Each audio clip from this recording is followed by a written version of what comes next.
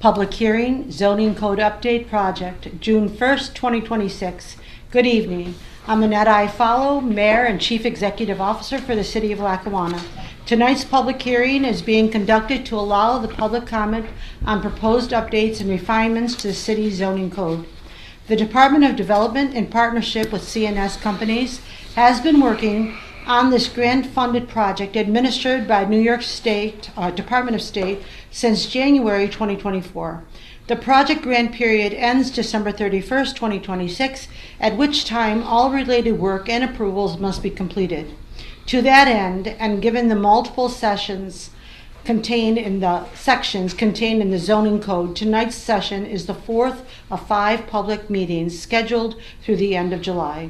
As required by New York State Municipal Home Rule Law, a notice was published on May 22nd, 2026 in Buffalo Business First, the city's official newspaper, as well as the city's website, bulletin boards, and other public venues.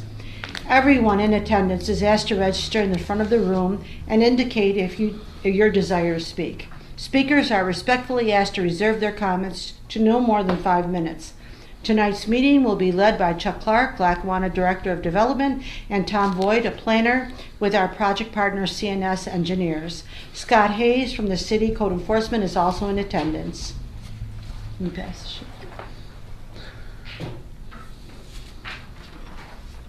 Thank you. Amira Mafai.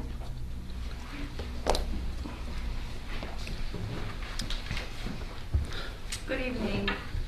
All right, so I have 2 different topics that I'd like to discuss. The first one being, because this is based on structures and height of fences and things of that nature, I noticed, forgive me if I overlooked anything, but I noticed that there wasn't anything specific to any places that house livestock. Was there anything definitive within the zoning code, prior or present, that addressed that?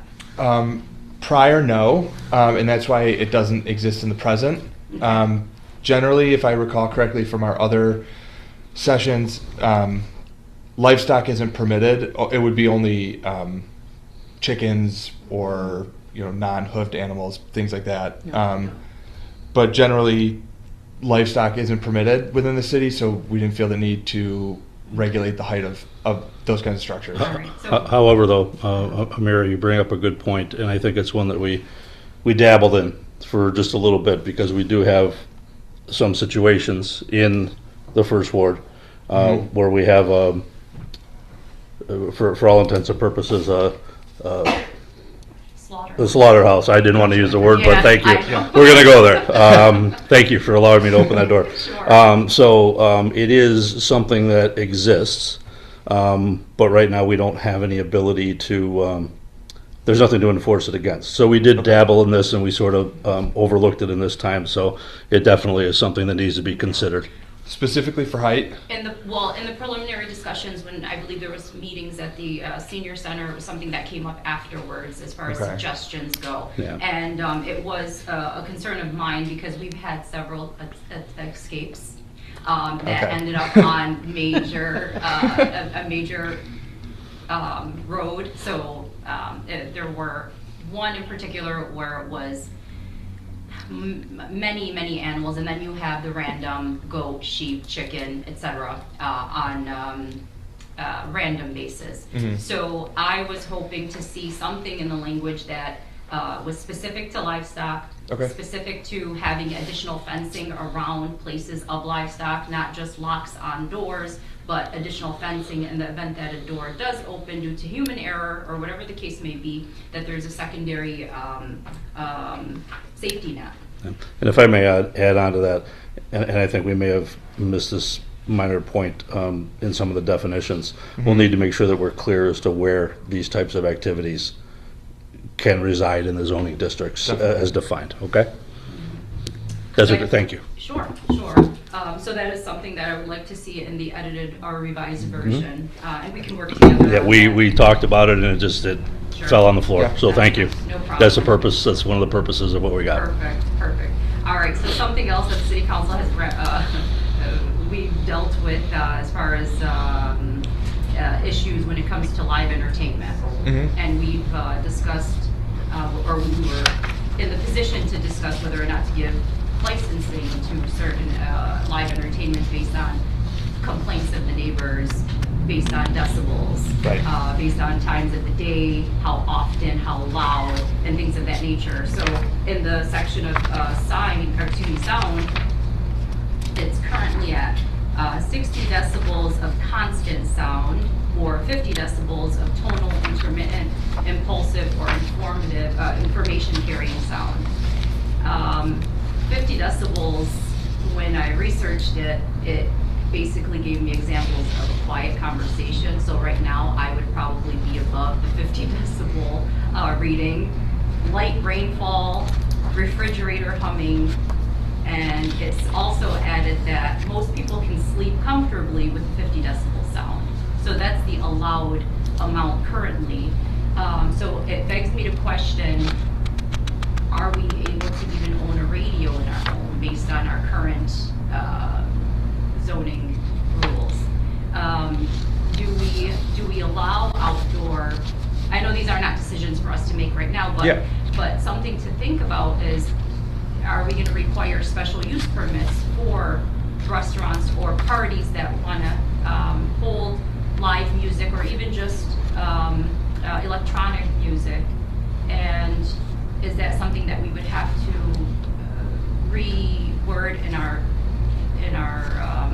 zoning rules or laws, or is that something that we have to include in the charter? Things that we would have to consider moving forward, and how we determine what decibels are appropriate.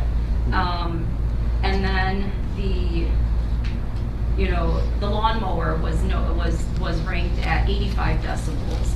So people mowing the lawns, is that considered a violation? These are just some things that, based on our old zoning statutes, is that something that we're in violation of in and of itself, just based on day-to-day activities? That's all. So these are also things that I think we're going to have to really ponder. Yeah, no, thank you for bringing that up. The section here about sound was left over from the previous code.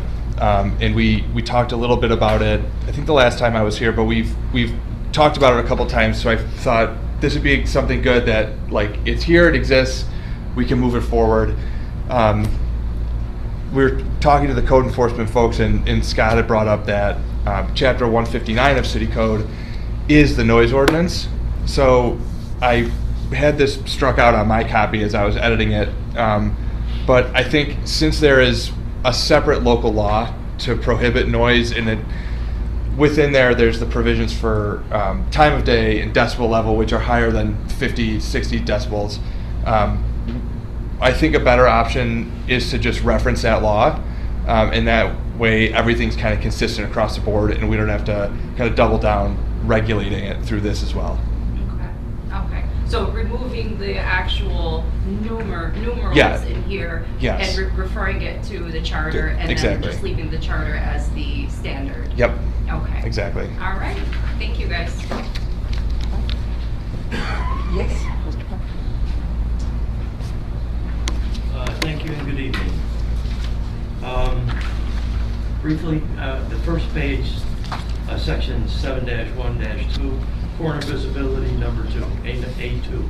Yep. Tree shall be maintained to allow between 2 and 10 feet of vertical clearance below lowest branches. Who makes that determination?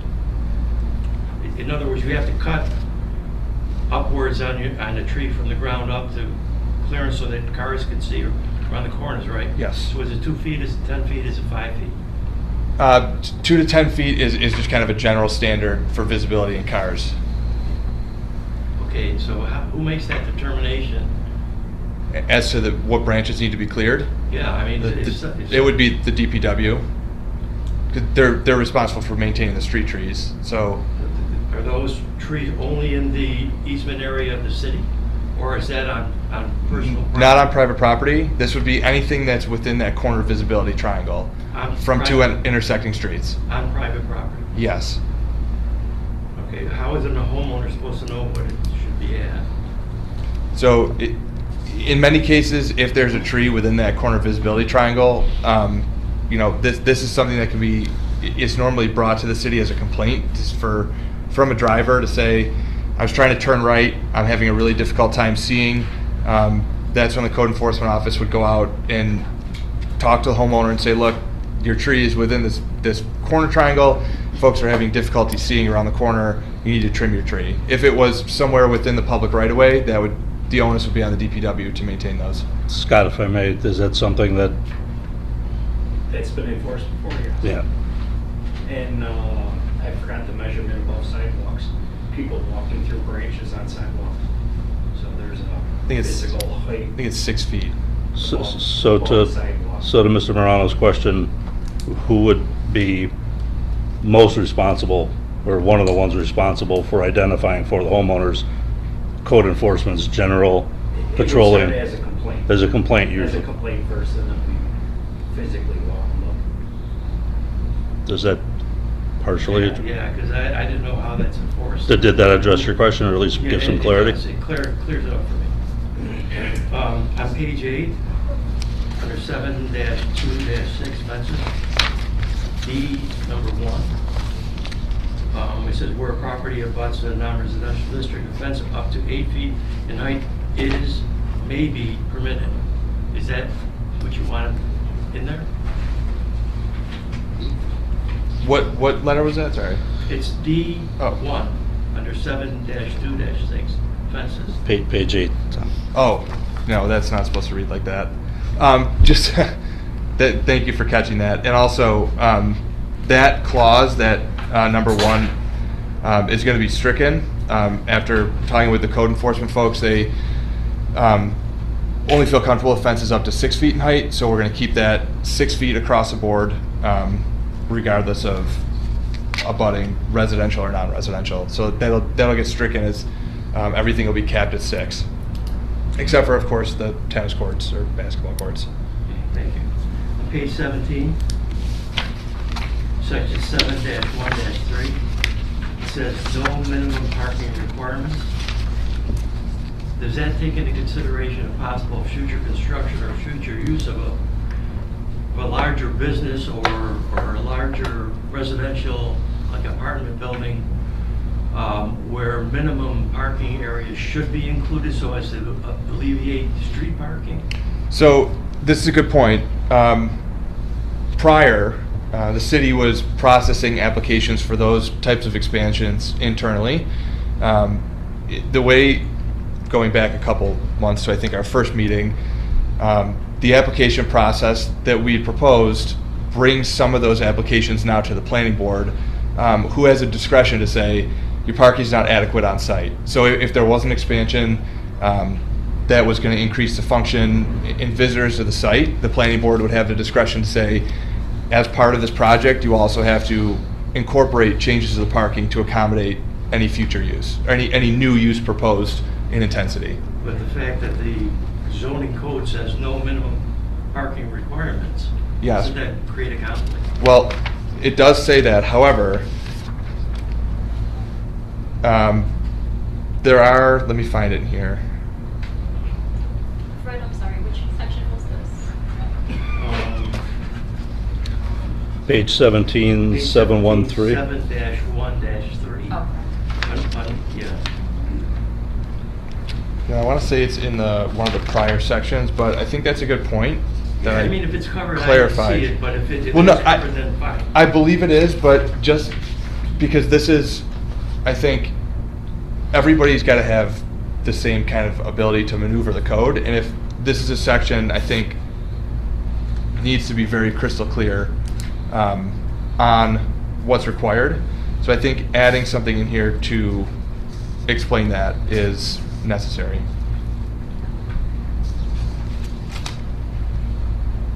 Okay, on page 27, section 7-X-3, prohibited signs. In that section, and as it relates to 7-X-7 signs requiring a permit under page 29, we had a situation where a business was denied a registration license and therefore was prohibited from opening a business. yet didn't stop that individual from erecting a sign indicating that that place was open for business. Shouldn't that exclusion also be included in one of these? Yeah. So what do you think would be good language for that? Businesses that don't receive It has to be an approved business registration. approved business To registration, allow okay. the sign, because what ended up happening was, went through the site plan process, but never got approved to be an Gotcha. operating business But in the city. They had already. But they got their put the site sign plan, up. so there has to be that cover. Gotcha. And that's a great point that Fred brings up. On page 30, section C, other signs. Under one it says home occupation sign. Yes. I'm not sure what that means. Does that mean in a residential area, somebody having a home business can erect a sign? That's correct, but they're limited to 2 square feet. So if you had a if you had a dentist's office, might say your last name DDS on a placard, but this is not in any way introducing a pylon sign into a residential neighborhood. Yeah, but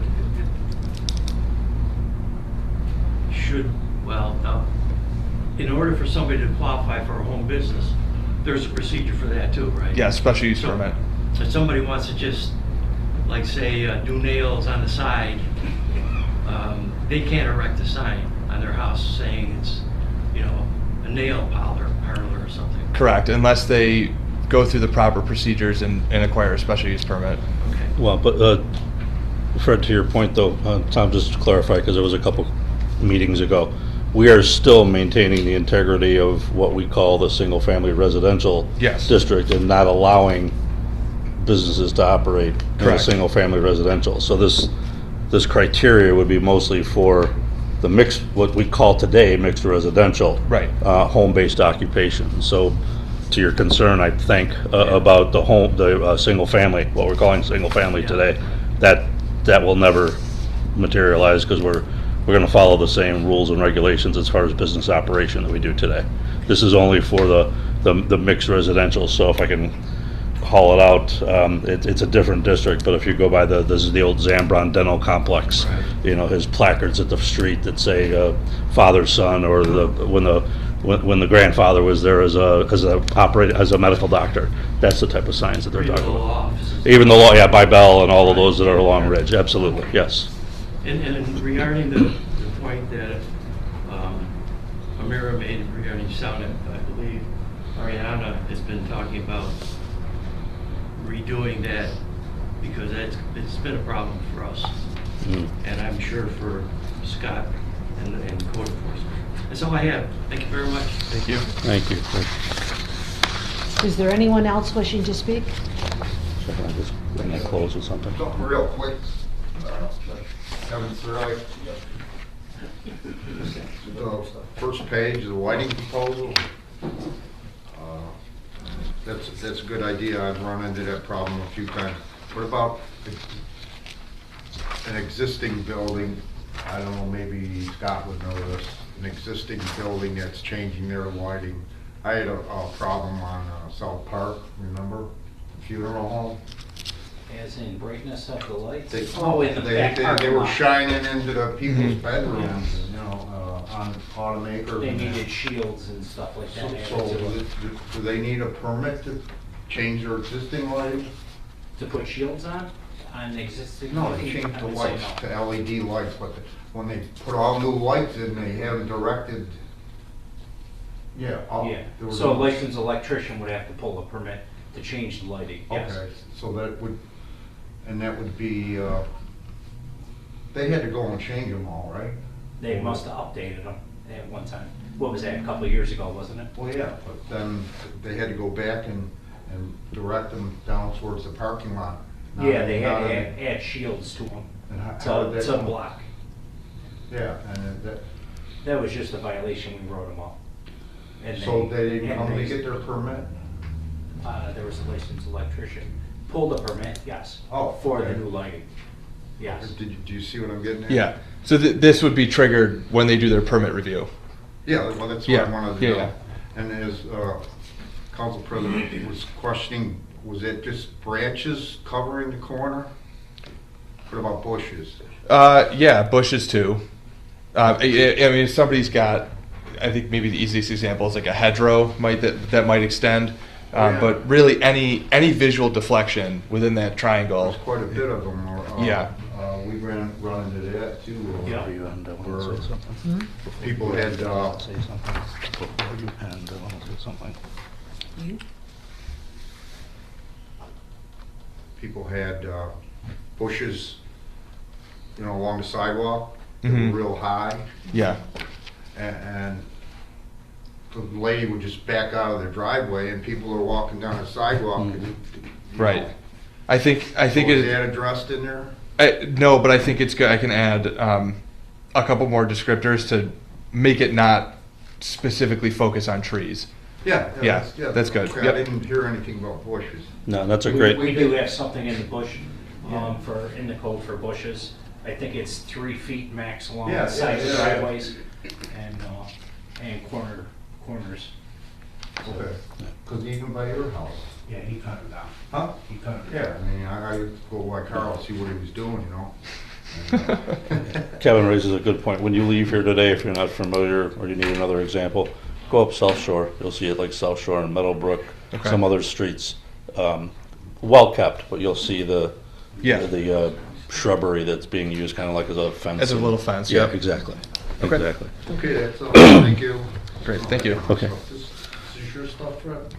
I believe it. Just one other quick comment before we close. So, Tom, maybe before we depart, we can just briefly introduce a new concept that the city code didn't have, and that's this notion of flag lots. I don't know if anybody knows what a flag lot is, but it's typically in rural areas or areas with large acreage where one home is on the property and you literally, to the shape of a flag, can go back into the property and create another home. We don't have a lot of those properties here, but Willett, parts of Abbott Road, those are the two primary ones that come to be. Folks have asked about the ability to add more units to their property. We've talked about it. I'm going to defer some of the technical knowledge to Tom, but we've talked to the fire chief about it. Certainly not against development at all, but these properties have to conform in terms of all the setback and other requirements. But the more important thing is how far away from water and other sources would these homes be. So Tom's going to give you some of the technical language, but basically we're not going to ban it. We're not going to say no, but it needs to require compliance with the strictest of code to make sure that all safety measures, all setback measures, everything is in place, because the last thing we want is not only risk to the people who are living back there, but risk to the people who are in and around these areas. So Tom's going to tell you a little bit about the technical stuff we talked about, but we will include flag lots in this iteration because there have been requests, and right now we just don't know how to handle them. So we're going to put something on the books that allows guidance for the zoning boards, the planning boards, and the future development folks to manage these, albeit they may be 6-8 properties in the entire city. We don't have anything today to manage them. So Tom, if you give some clarity to that. Yeah, so I think one of the challenges with establishing flag lots is based on their shape, they become really narrow at the street frontage, which can often cause difficulty for emergency services to access kind of that back portion of the lot. So as we think about how we might want to allow them, right, in some instances, and prohibit them in others, it really becomes a question of can the lot being created still meet the requirements of both a lot frontage, right? We talked a couple of meetings ago about minimum lot frontage and a minimum lot size, right? What we don't want is lots to be created that are substandard and also difficult to access for emergency vehicles. So the way that it's written in here, it says no lot shall be divided so that the minimum lot size and minimum lot width are less than required by this chapter. So you certainly can establish them, but the instances in which you'd be allowed to do that, you've really got to have the right size lot to make sure that the lot you have now and the lot you're looking to divide both can still meet all the requirements of the zoning, without creating any of those nonconformities, whether it be a setback to the original house, the size of the new lot, the frontage of the new lot, just making sure that where these things are being established, they're being established lawfully. Yeah. If you look at municipalities like Clarence, Lancaster, old farm communities, you've got a lot of distance between the homes on either side. Got, cavernous amounts of acreage behind them, so the ability to maintain that integrity is easier than it is in an older, mature community like Lackawanna, where you may have the depth, but you don't have the width to do this. So again, we're not in it to say no, but we're in it to put at least some guardrails around it so that as these requests come before us in the future, we at least have something to start with, inclusive of making sure that fire chief, fire marshal, all those folks are involved in, director of public safety, all of them are involved in that review. But that is a gap that we don't have today, and we've probably in the few years I've been sitting in the role officially, and in the 6 years I've been with the city, at least 4 requests to do flag lot properties, which we probably won't need to have this sooner than later to address them. So with this said, this brings to a close the last section review of the zoning chapters. What will happen from here is we've taken all your feedback and this new feedback today. Tom, myself, the code team will work on a comprehensive draft. So the next thing you see will be an inclusive, all chapters, everything. So if you have insomnia, you'll be able to cure that insomnia by... It's the perfect cure. It's a perfect cure. It's a beautiful thing. We'll even give you one in hard copy. But no, the next thing you'll see will be a comprehensive review that'll allow you to go chapter to chapter and not remember what we talked about 4 weeks ago. The intent here is to come back with one more of these public sessions in July. And then after that, once all the feedback comes from not only, the public, the council, the mayor, and also the Department of State, who's our grant administrator. Once that's all done, the intent here is to have this before the council for approval sometime in the fall before the grant sunsets. So that's just to give a high-level understanding of where we are, and this is coming to an end, assuming everything gets reviewed and approved in the proper form. Very That's good. it, Mayor. This public hearing is now concluded. Thank you.